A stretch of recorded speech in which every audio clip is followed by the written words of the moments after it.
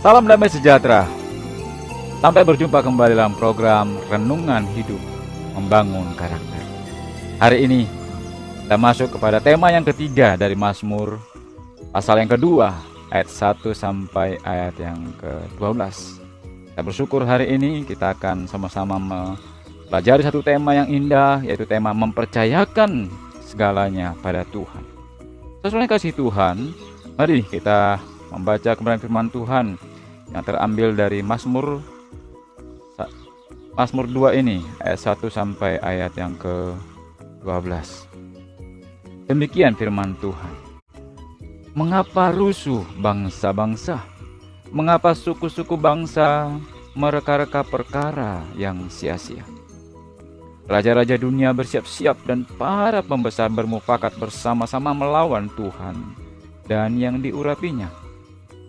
Marilah kita memutuskan belenggu-belenggu mereka dan membuang tali-tali daripada kita. Dia yang bersemayam di surga tertawa, Tuhan mengolok-ngolok mereka. Maka berkatalah ia kepada mereka dalam murkanya dan mengejutkan mereka dalam kehangatan amarahnya. Akulah yang telah melantik rajaku di Sion, gunungku yang kudus. Aku mau menceritakan tentang ketetapan Tuhan. Dia berkata kepadaku, anakku engkau telah kupernakkan pada hari ini. Mintalah kepadaku, maka bangsa-bangsa akan kuberikan kepadamu menjadi milik pusakamu, dan ujung bumi menjadi kepunyaanmu. Engkau akan meremukkan mereka dengan gada besi, memecahkan mereka seperti tembikar tukang periuk. Oleh sebab itu, hai raja-raja, bertindaklah bijaksana, terimalah pengajaran, hai para hakim dunia. Beribadalah kepada Tuhan dengan takut dan ciumlah kakinya dengan gemetar, supaya ia jangan murka dan kamu binasa di jalan. Sebab mudah sekali murkanya menyala. Berbahagialah semua orang yang berlindung padanya. Demikian pembacaan firman Tuhan. Saudara kasih Tuhan, Rema, renungan hidup membangun karakter kita, akan kita selalu gali dengan metode peka. Orang yang peka, orang yang peduli, orang yang mengerti kehendak Tuhan. Peka singkatan dari apa yang Tuhan pesankan kepadaku dan apa yang harus kulakukan. Saudara yang kasih Tuhan, kalau kita melihat kitab Mazmur ini, maka ada beberapa hal yang menjadi keunikan dari Mazmur 2 ini. Pertama, Mazmur 2 ini disebut Mazmur Mesianik. Kenapa disebut Mesianik? Kita bisa lihat di ayat yang kedua dari Mazmur 1 tadi, pasal 2 tadi, bahwa raja-raja dunia bersiap-siap dan para pembesar bermufakat bersama-sama melawan Tuhan dan yang diurapinya. Dalam bahasa Ibraninya, kata yang diurapinya adalah Mesio, atau kita sering tahu ada pemain bola namanya Lionel Messi. Dan kata diurapinya di dalam bahasa Yunani adalah Christou, atau yang kemudian terjemahkan menjadi Kristus di dalam perjanjian baru. Saudara kasih Tuhan, itulah yang menjadi keunikan, karena Mazmur ini disebut seperti Mazmur nubuatan tentang Mesianik, sang penyelamat yang diurapi itu. Lalu keunikan yang kedua adalah bahwa di dalam Mazmur 2 ini ada hal yang unik, yaitu apa?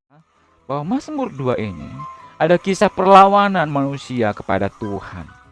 Manusia ingin melawan Tuhan. Itu yang ada dalam kisah ini. Garis besar dari Mazmur ini adalah ada 4 bagian. Dan 4 bagian itu adalah terbagi dari 3 ayat. Ayat 1 sampai ayat 3 itu berbicara tentang usaha manusia berontak melawan Tuhan. Dan yang kedua yaitu ayat 4 sampai 6, yaitu tentang respon Tuhan kepada si pemberontak. Lalu yang ketiga tentang pernyataan Tuhan akan kuasanya, yaitu yang terletak di ayat 7 dan 9. Kemudian garis besar yang keempat adalah tentang sikap yang seharusnya kepada Tuhan, yaitu di ayat 10 sampai ayat yang ke-12. Saudara kasih Tuhan, berdasarkan 4 garis besar ini nanti kita akan melihat pesan dan juga apa yang harus kita lakukan. Saudara kasih Tuhan, mari kita melihat yang pertama. Di ayat 1 sampai ayat yang ke-3. Coba lihat dari terjemahan bahasa Indonesia sehari-hari.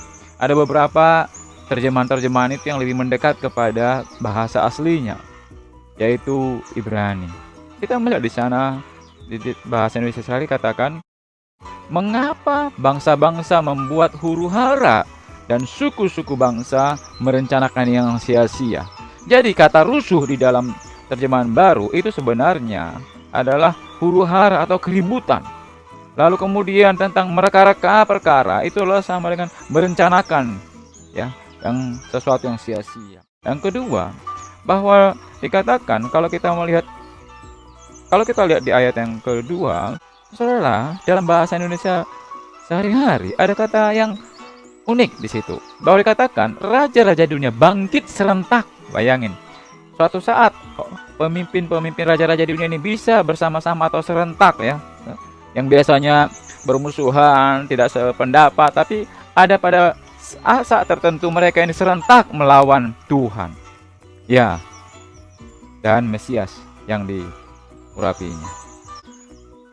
Lalu di ayat yang ketiga dikatakan, saudara, kalau kita lihat di bahasa Indonesia sehari-hari, ayat 3 ini ada penekanan yang sangat gamblang untuk kita mengerti. Dikatakan bahwa penguasa-penguasa itu berkata, mari kita patahkan kekuasaan mereka dan merebut kemerdekaan kita.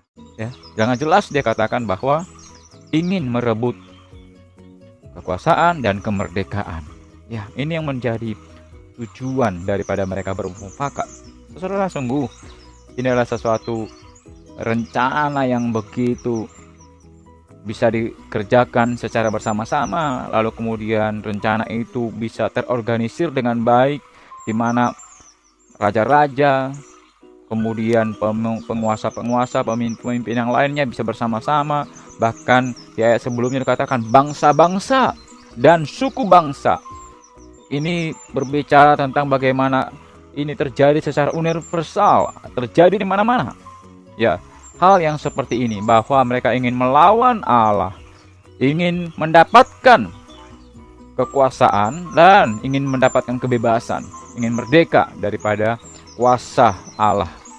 Itulah yang dikatakan di sini. Nah, kalau itu pesan Tuhan, maka apa yang harus kita lakukan dalam hidup kita? Ya, pertama, kita melihat bahwa ketika Tuhan berpesan bahwa ada manusia yang menggunakan kekuasaannya untuk melawan Allah, maka kita harus mengevaluasi diri. Apakah saat ini ada di antara kita yang pikirannya bahwa dia merasa lebih hebat daripada Tuhan, merasa lebih berkuasa daripada Tuhan? Apa kita adalah pemimpin Kristen atau pemimpin yang lain? Kita adalah seorang penguasa di dunia ini, bahwa kita merasa lebih berkuasa daripada Tuhan. Harus dievaluasi diri kembali, karena Tuhan mengingatkannya pada saat ini. Lalu yang kemudian, kalau ada manusia yang menggunakan kekuasaannya untuk melawan Allah, maka seharusnya yang kita lakukan adalah jangan pernah memakai kekuasaan kita untuk menindas kebenaran, memakai kekuasaan kita untuk memberontak kepada Allah, dengan memakai kekuasaan kita untuk memaksakan kehendak kita, bukan melaksanakan kehendak Tuhan. Saudara yang kasih Tuhan, itu yang harus kita lakukan. Dan dari ayat 1 sampai ayat 3 ini dikatakan di sana ada pesan bahwa ada orang-orang yang berencana untuk melawan Allah, dan ternyata itu adalah sesuatu yang sia-sia. Saudara, kalau kita tahu itu sia-sia, maka kita harus menghindari rencana-rencana yang tujuannya adalah memberontak melawan kepada Allah. Karena itu sia-sia, sesuatu yang sia-sia, saudara. Untuk apa kita lakukan di muka bumi ini sesuatu yang sia-sia? Masih banyak hal lain yang bisa dilakukan. Kenapa kita harus melakukan yang sia-sia? Karena itu hindari ini. Dan janganlah kiranya, ya, ketika kita merencanakan, kita tidak berdoa terlebih dahulu kepada Tuhan. Mari kita berdoa kepada Tuhan supaya apa? Supaya jangan sampai apa yang kita rencanakan itu adalah sesuatu yang merupakan perlawanan terhadap Tuhan. Oleh karena itu kita berdoa supaya Tuhan pimpin. Mulai kita merencanakan, lalu kemudian kita ketika melaksanakannya, Tuhan akan memimpin. Bahkan Tuhan akan turut bekerja untuk mendatangkan kebaikan, sehingga segala rencana-rencana itu bisa terlaksana sesuai dengan kehendak Tuhan. Saudara kasih Tuhan, Itu yang kita dapatkan dari garis besar yang pertama dari ayat 1 sampai yang ketiga. Lalu kemudian mari kita lihat di garis yang besar Mazmur yang kedua ini, yaitu dari ayat 4 sampai 6, yaitu tentang respon Tuhan, tanggapan Tuhan kepada orang-orang atau bangsa-bangsa, suku bangsa, pemimpin penguasa, raja-raja, pemimpin-pemimpin dunia ini yang ingin memberontak kepada Tuhan. Dikatakan di dalam ayat 4 bahwa dia yang bersemayam di surga atau dia yang bertahta di surga tertawa. Tuhan mengolok-olok mereka. Maka berkatalah ia kepada mereka dalam murkanya dan mengejutkan mereka dalam kehangatan amarahnya. Aku telah melantik rajaku di Sion, gunungku yang kudus. Kasih Tuhan, ini adalah kebenaran firman Tuhan di ayat 4 sampai ayat yang ke-6. Itu pesan Tuhan bahwa tindakan manusia yang melawan Allah itu merupakan mempermalukan diri sendiri. Tuhan mentertawakan mereka. Tuhan merasa heran dengan sikap tingkah laku manusia itu. Lalu kemudian hal itu membuat Allah murka. Itu pesan yang disampaikan oleh Tuhan ketika orang merencanakan untuk mengambil kekuasaan, lalu kemudian untuk bebas dari kekuasaan, untuk bebas daripada kehendak Tuhan, untuk bebas daripada segala kebenaran firman Tuhan, maka manusia itu lupa diri. Dia adalah ciptaan, dia hendak menyamai sang pencipta. Dia ingin mengambil tahta daripada sang penguasa, sang pencipta. Lalu kemudian dia ingin membuat kebebasan aturan sendiri. Manusia pada dasarnya seperti itu. Kalau coba kita lihat saat ini, jangan sampai yang terjadi saat ini adalah bentuk-bentuk daripada pemberontakan manusia kepada Allah. Ada satu wabah atau pandemi virus corona di mana sebenarnya kerinduan di hati saya bisa melihat bahwa bangsa-bangsa di dunia ini kembali berbicara kepada umatnya atau kepada dirinya masing-masing bahwa inilah keterbatasan kami. Lalu kemudian datang kepada Tuhan dan meminta kepada Tuhan, meminta pertolongan kepada Tuhan, meminta belas kasihan daripada Tuhan. Dan di sana dia merendahkan hati kepada Tuhan. Saudara kasih Tuhan, manusia ingin bisa menyelesaikan masalah ini tanpa melibatkan Tuhan. Semuanya ingin berusaha merencanakan, tetapi seakan Tuhan itu dibuat tidak ada hubungan dengan semua ini. Jangan sampai sebenarnya ada hal-hal yang salah sehingga semua ini bisa terjadi bagi kita.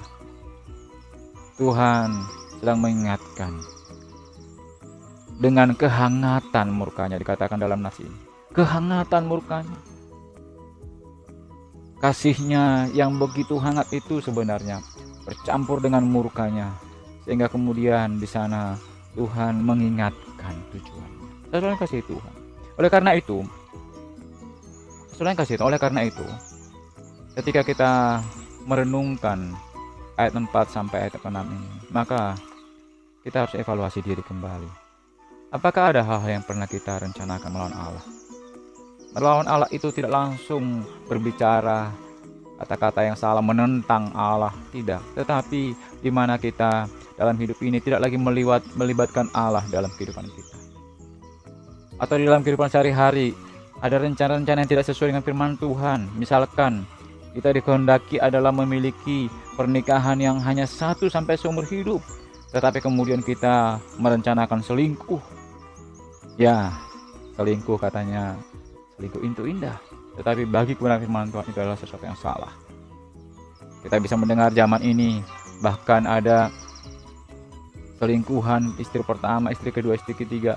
Itu seakan menjadi lagu yang tidak lagi malu untuk dinyanyikan di depan umum, tidak lagi malu untuk diakui di depan umum. Saudara kasih Tuhan, ini adalah sebuah bagi saya pemberontakan kepada Allah. Manusia ingin bebas sebebas-bebasnya, ingin merdeka dengan aturan-aturan sendiri, dengan keinginan lebih menekankan kekuasaan diri, kehebatan diri, ingin merdeka, ingin membuat aturan diri sendiri. Saudara kasih Tuhan, bahwa hari ini Tuhan ingatkan kita, Jangan ada rencana-rencana yang ingin melawan Tuhan. Misalkan ada rencana, saya kan nih, karena ada satu masalah atau ada satu kesalahan, lalu ada rencana ingin berbohong. Hari itu ingatkan itu, jangan lakukan itu, saudara kasih Tuhan. Karena berbohong itu bukanlah sesuatu yang dikehendaki Tuhan. Karena kita sudah diselamatkan oleh Tuhan, tidak mungkin kita akan mendukakan hati Tuhan dengan menggunakan lidah kita yang seharusnya memuji Tuhan, mengatakan kebenaran itu ternyata harus menyatakan ketidakbenaran. Saudara kasih Tuhan, itu pun adalah bentuk daripada melawan Tuhan zaman ini. Kemudian kita ingin ada rencana untuk menipu atau korupsi. Saudara kasih Tuhan, itu pun bentuk melawan Tuhan. Kenapa kita harus korupsi? Apakah kita tidak percaya bahwa dengan berkat yang diberikan Tuhan itu cukup bagi kita? Bahwa dengan apa yang kita miliki saat ini itu bisa membahagiakan kita. Bahwa dengan apa yang kita miliki saat ini, kalau kita usahakan dengan jalan benar, maka itu akan bisa mencapai sesuatu yang baik, yang sesuai dengan harapan kita. Saudara kasih Tuhan, korupsi harus diberhentikan. Indonesia bukannya tidak kaya, tetapi betapa hancurnya negara Indonesia oleh karena para koruptor. Bahkan para koruptor adalah pemimpin-pemimpin yang sudah mengatur semuanya supaya bagaimana dia bisa melakukan kemerdekaannya untuk mengambil uang-uang negara. Saudara kasih Tuhan, itu dalam lingkup yang besar, dalam lingkup yang kecil, mungkin itu di perusahaan-perusahaan, bahkan mungkin di lembaga instansi rohani keagamaan. Betapa itu sangat menghancurkan haisiat itu.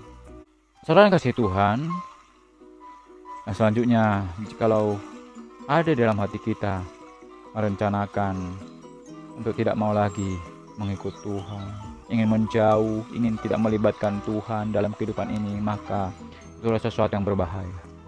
Kita ingin berkata, saya ingin bebas Tuhan, saya ingin tidak melibatkanmu, saya tidak mau mengikutimu, oleh karena itu saya ingin jauh darimu.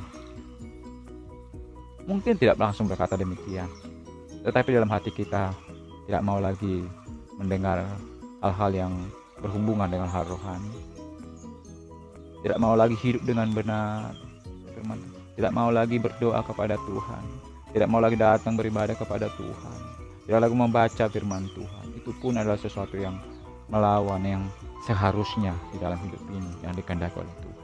Terkasih Tuhan, demikianlah apa yang harus kita lakukan. Dan kita masuk garis besar yang ketiga dari Mazmur 2 ini adalah dikatakan bahwa ayat 7 sampai ayat 9 itu berbicara tentang pernyataan Tuhan akan kuasanya. Di sini terlihat sekali bahwa Tuhan mendeklar atau memproklamasikan bahwa siapakah dia. Saudara, ini dalam bahasa Indonesia sehari-hari, langsung saya baca yang ayat 7 sampai 9 ini. Dikatakan demikian. Kata raja, aku mau memaklumkan apa yang telah ditetapkan Tuhan. Katanya kepadaku, engkau putraku, hari ini aku menjadi bapamu. Mintalah, maka semua bangsa ku berikan kepadamu, dan seluruh bumi ku jadikan milikmu. Mereka akan kau patahkan dengan tongkat besi, dan kau pecahkan seperti periuk tanah. Ada kata-kata yang indah di sini yang kita perhatikan. Ada kata-kata yang begitu dalam maknanya. Saudara kasih Tuhan, apakah itu? Dikatakan bahwa pesan Tuhan itu, ini adalah berita bahwa siapakah Mesias itu. Mesias itu adalah yang memiliki segala kuasa atas bangsa-bangsa, atas segala alam semesta. Yaitu yang kemudian kita tahu dia adalah Tuhan Yesus Kristus. Nah, Tuhan Yesus Kristus lah yang kemudian dikatakan di situ akan mematahkan, atau dengan Tuhan Yesus Kristus dikatakan itu akan mematahkan dengan tongkat besi. Tongkat seringkali mengartikan bahwa seperti seorang gembala membawa tongkat untuk mengarahkan domba-dombanya jikalau ada yang mau salah jalan, memberikan petunjuk-petunjuk, membimbing kalau kita manusia. Itu adalah kuasa yang dimiliki oleh Tuhan Yesus Kristus, yang bisa membimbing kita. Tetapi jikalau ketika kita dibimbing tidak mau terus-menerus dan menerus, akhirnya tinggal dibinasakan. Ya. Yang kedua adalah dikatakan bahwa Sang Mesias itu yang akan memecahkan seperti periuk tanah semua manusia, dia memiliki kuasa untuk memecahkan mereka seperti itu tanah. Apa artinya? Artinya adalah bahwa Tuhan sedang memesankan bahwa Tuhan Yesus Kristus itu yang bisa menghancurkan kembali seperti tanah liat, lalu kemudian dibentuk menjadi bejana yang indah. Tetapi jika di dalam hal itu terjadi hal-hal yang sebenarnya tidak Tuhan kehendaki, maka belum tentu dia akan dibangun, belum tentu dia akan dijadikan bejana. Dan ketika dijadikan bejana, masing-masing punya tempatnya, bentuknya, sesuai dengan kegunaannya. Selain kasih Tuhan, inilah hal yang baik, bahwa kedatangan Sang Mesias itu sewaktu Mazmur ini diberitakan adalah sesuatu yang memberikan dua sisi. Ada kasihnya di sana, tetapi juga ada keadilan. Keadilannya menyatakan akan dihukum, tetapi sebelum dihukum itu dia dibimbing dulu.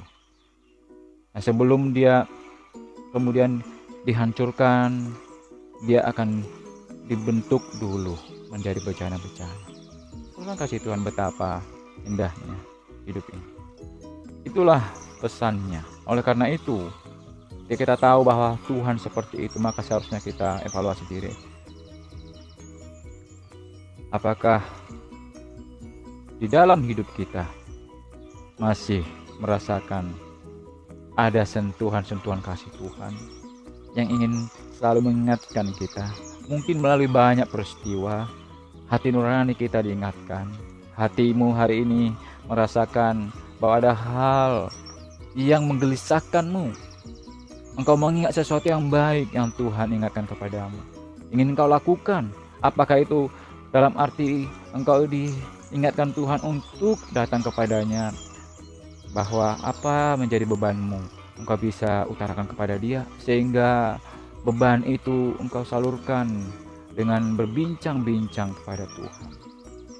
Atau yang kemudian, jikalau ada di antara kita mengetahui ada satu kesalahan yang kita simpan terus, ada datang kepada Tuhan dan kemudian utarakan itu dan minta ampun padanya dengan sungguh-sungguh, maka percayalah dia adalah setia dan adil dan dia akan mengampunimu. Dan kemudian jikalau ada saat ini di antara kita yang merasakan bahwa ada satu bagian yang harus dilakukan dan belum kita lakukan sampai sekarang, maka lakukanlah. Kalau Tuhan masih ingatkan kita, itu berarti bahwa Tuhan masih mengasihi kita. Selain kasih Tuhan, itulah yang harus kita lakukan. Dan kita masuk ke garis besar yang terakhir, yaitu ayat 10 sampai ayat yang ke-12, yaitu tentang sikap yang seharusnya kepada Tuhan. Setelah Tuhan melihat manusia memberontak kepadanya, Tuhan memberikan tanggapan dan menyatakan siapa dirinya, lalu kemudian mengajarkan apa yang harusnya dilakukan oleh manusia. Artinya manusia itu diberikan kesempatan yang kedua, kesempatan lagi untuk bisa mendapatkan kesempatan. Artinya adalah bahwa Tuhan memberikan kesempatan lagi kepada manusia. Karena itu dia memberikan arahan-arahan di ayat yang 10 sampai ayat yang ke-12. Dikatakan apa? Saya baca dari firman Allah yang hidup. Hai raja-raja dan para penguasa dunia, dengarkanlah sementara masih ada waktu. Layanilah Tuhan dengan takut dan hormat, dan bersukacitalah dengan gemetar. Sembahlah anaknya dan ciumlah kakinya, sebelum murkanya timbul dan kalian binasa. Aku peringatkan kalian, murkanya akan segera menyala. Tetapi alangkah bahagianya orang yang mempercayakan diri padanya. Selain kasih Tuhan, ada beberapa penekanan di sini, pesan-pesan. Sesuai kasih Tuhan, ada beberapa pesan di sini di ayat 10 sampai ayat yang ke-12 ini. Mari kita perhatikan. Pesan yang pertama adalah bahwa kita harus melayani Tuhan dengan takut dan hormat. Ini adalah sebenarnya sedang berbicara yang melawan itu adalah raja-raja, yang melawan itu adalah penguasa-penguasa. Maka seharusnya mereka sadar bahwa mereka bukan hanya melayani diri sendiri atau ingin dilayani oleh orang-orang yang dipimpinnya, tetapi harus mereka ingat ada satu yang lebih tinggi daripada mereka yang harus layaninya. Yang memberikan mereka untuk bisa menjadi pelayan adalah Sang Raja di atas segala raja, yaitu Sang Mesias itu. Dialah sebenarnya yang memberikan kesempatan itu. Tetapi seringkali lupa ketika sudah punya kekuasaan, dia lupa bahwa dia merasa bahwa dia yang paling tinggi, dialah yang berkuasa. Saudara kasih Tuhan, itulah sebenarnya diingatkan di sini. Itu pesan Tuhan. Oleh karena itu, kalau kita hidup saat ini, mungkin kita menjadi seorang pelayan dimanapun itu, di dalam hal-hal yang kecil, baik juga di dalam perkara-perkara yang besar, baik itu di dalam rumah tangga, baik itu di dalam tempat kerja kita, baik itu juga di dalam pemerintahan. Semuanya berlaku bahwa janganlah kita melayani hanya orang-orang di dunia saja dengan takut atau hormat, tetapi hendaklah lebih daripada itu, kita lebih takut dan hormat kepada Sang Mesias, Tuhan di atas segala Tuhan itu. Saudara kasih Tuhan, kita melayaninya karena apa? Dia sudah melayani kita. Buktinya apa? Kita ada di muka bumi ini adalah serba karena karya Tuhan.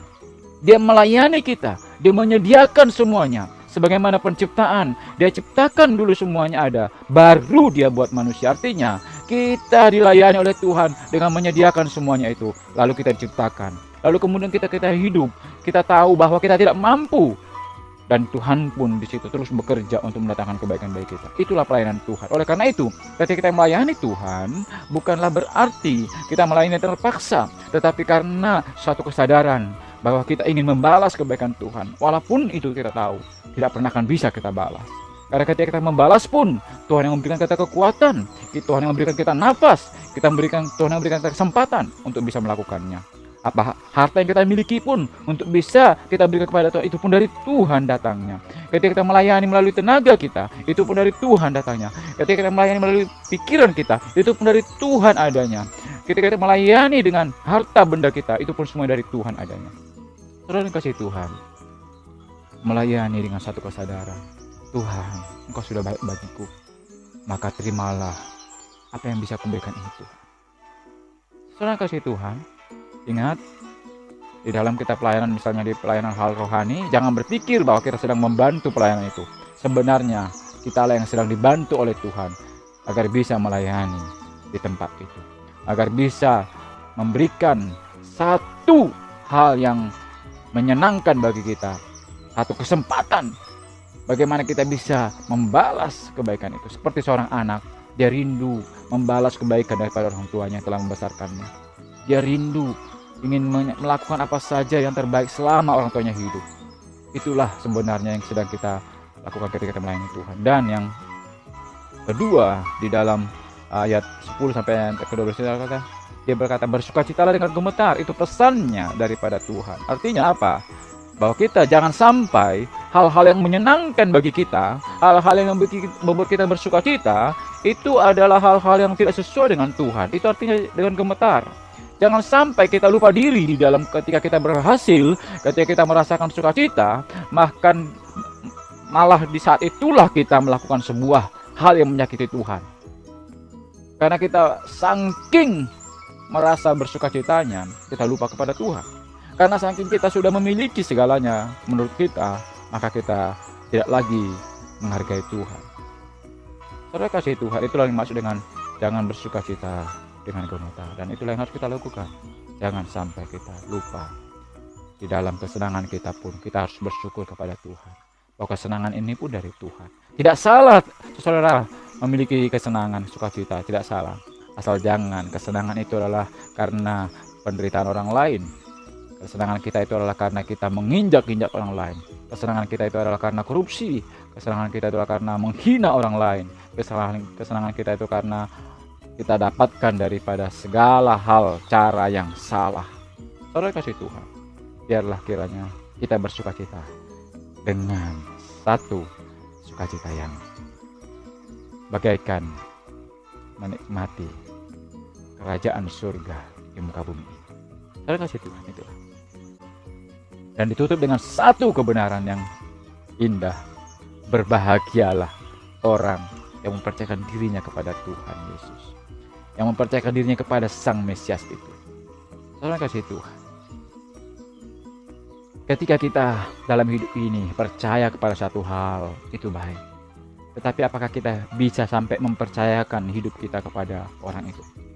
Saudara, Anda percaya mungkin kepada saya, atau Anda percaya mungkin kepada orang tuamu, atau Anda percaya kepada temanmu, sahabatmu. Tetapi apakah engkau berani mempercayakan misalkan seluruh rahasia-rahasiamu kepada dia? Atau uangmu yang 1 juta atau 1 miliar atau 1 triliun itu kamu percayakan kepada dia? Itulah kata mempercayakan. Mempercayakan itu lebih tinggi daripada hanya sekedar percaya. Karena mempercayakan itu adalah bukti daripada kamu sungguh-sungguh percaya. Demikianlah yang diharapkan Tuhan di sini. Kalau kita sampai bisa mempercayakan hidup kita kepada Tuhan, bukan seperti pemimpin-pemimpin bangsa, raja-raja yang digambarkan di sini. Mereka yang ingin mengambil kekuasaan itu karena mereka tidak percaya kepada Tuhan. Tetapi kita diminta di sini adalah mempercayakan diri. Itulah menjadi penutup di sini. Bahwa kita adalah percaya dengan betul bahwa aturan Tuhan, bahwa saat ini yang sedang dilakukan Tuhan, kita bukan sedang dijajah oleh Tuhan, kita bukan sedang dijadikan robot, kita bukan sedang dibuat bekerja paksa oleh Tuhan. Tetapi apa yang kita lakukan, apa yang kita lakukan itu adalah sesuai dengan hal-hal yang menyenangkan juga bagi kita. Keinginan kita adalah seperti keinginan Tuhan. Sungguh indah hidup ini. Mau percaya, lakukanlah. Percaya. Dan mari percayakan dirimu kepada Tuhan. Mempercayakan masa depanmu kepada Tuhan. Mempercayakan pasangan hidupmu kepada Tuhan. Kita tidak bisa 100% menjaga mereka. CCTV dibikin sebanyak apapun, GPS kita pasang ke mobil atau untuk mengikuti, untuk melacak pasangan hidup kita, orang-orang kita percaya. Kalau bukan Tuhan yang menjaganya, yang menguasai hatinya, yang menguasai setiap langkah-langkahnya, yang melindungi dan mengarahkan dia, yang memimpin dia kepada segala kebenaran, maka tidak akan pernah ada yang bisa. Hebat apapun kita, Tuhan yang sanggup. Oleh karena itu, mari mempercayakan seluruh apa yang kita anggap berarti dalam hidup kita. Apa yang saat ini sedang kau, Bapak Ibu, saudara yang kasih Tuhan, engkau sedang lakukan. Kalau ragu tentang masa depanmu, mari percayakan kepada Tuhan. Engkau ragu tentang masalah-masalahmu saat ini begitu berat, mari datang kepada Tuhan yang maha besar. Sebab tidak ada masalah yang besar bagi dia. Dia terlebih besar dari semuanya. Percayalah. Mempercayakan hartamu kepada Tuhan, bahwa tidak akan habis ketika engkau memberikan hatimu kepada Tuhan. Percayalah, itulah yang dikatakan di sini. Maka kebahagiaan itu akan menjadi milik kita bersama. Terpujilah nama Tuhan. Rasakanlah keindahan mengikut Tuhan. Nikmati kasih-Nya saat ini dan sampai selama-lamanya.